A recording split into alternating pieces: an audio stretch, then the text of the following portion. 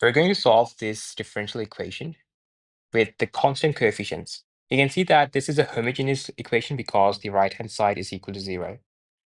And in such cases, the first solution is equal to e power mx. Now to find the y triple prime, we are going to be writing this directly.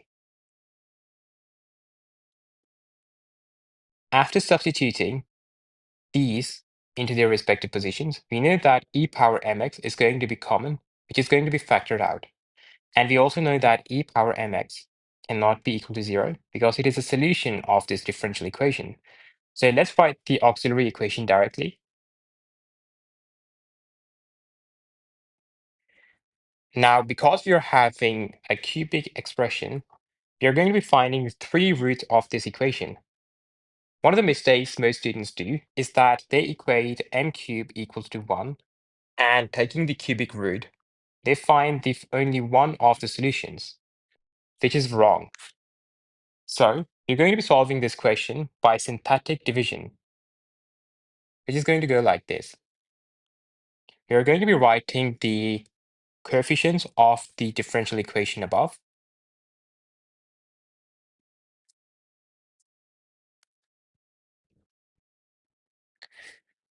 This is the coefficient of the m squared, which is equal to 0, and this is for the m.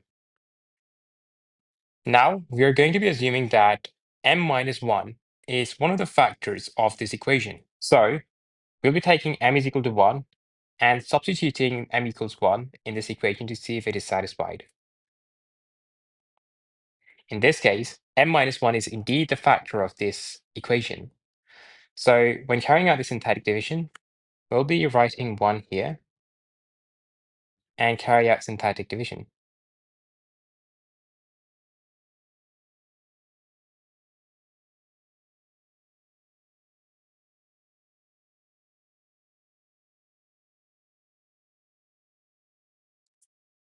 This is going to be the remainder, and the rest of these are going to be the coefficients of the quadratic equation we'll be left with.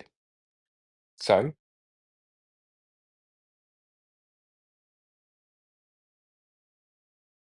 now we cannot factorize this quadratic equation, so we'll be using the quadratic formula to solve this and find the roots of m.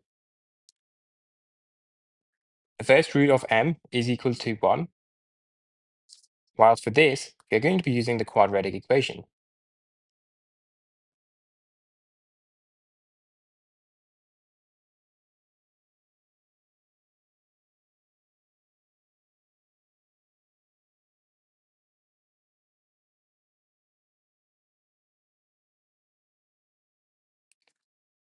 When we'll be simplifying this root over here, we're going to get minus 3. So let's write it here.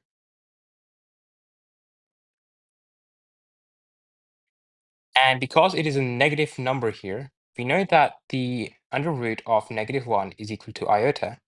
So we're going to rewrite this as under root 3 iota. These are the roots of the auxiliary equation we have just solved. And we can see that this is a real part, real number. And these are the conjugate complex pairs. So we're going to be writing our general solution like this.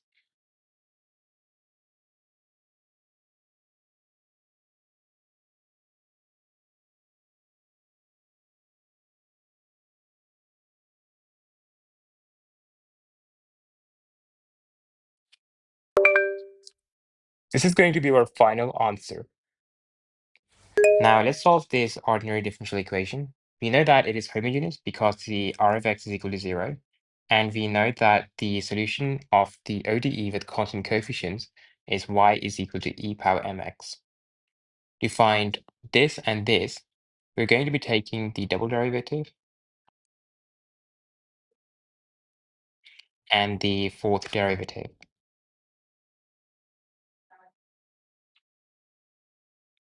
Now, when we'll be substituting these values here, we'll be getting e power mx common in all 3 terms. So we'll be factoring out e power mx. But we already know that e power mx is not equal to 0 because it is a solution of this equation. So let's write the auxiliary equation directly.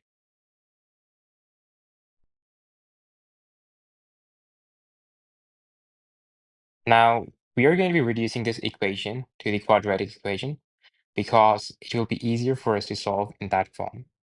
For that, we'll be using a substitution method, and we'll be letting a variable x equals to m squared. Taking square on both sides, we are going to get x squared is equal to m power 4. Substituting these here and here, we're going to be getting a quadratic equation.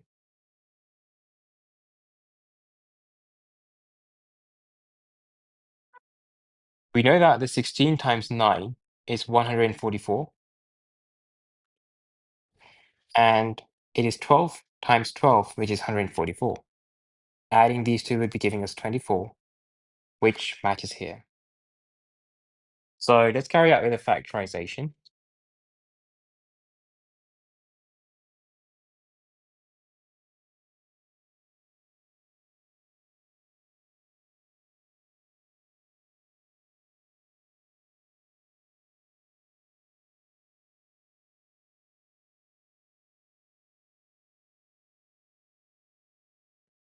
Earlier in this video, we let x is equal to m squared.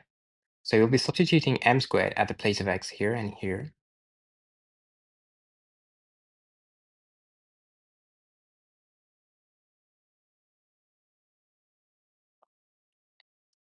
Taking under root on both sides of the equation to cancel out m squared,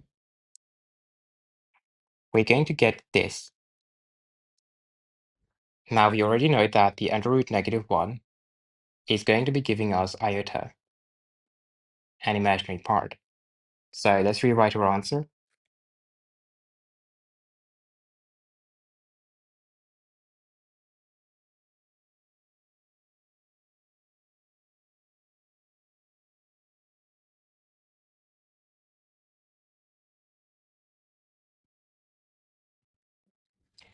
Now you can notice that we are having two pairs of the conjugate complex roots. You can also notice that the roots are being repeated.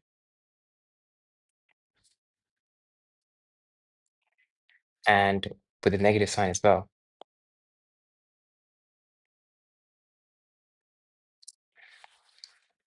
So in this scenario, we'll manipulate a general solution in such a way that it satisfies both conditions for the repetition and for the complex conjugates.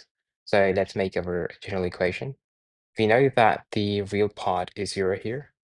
So e power 0 is going to be equal to 1. So I'm not going to be writing that.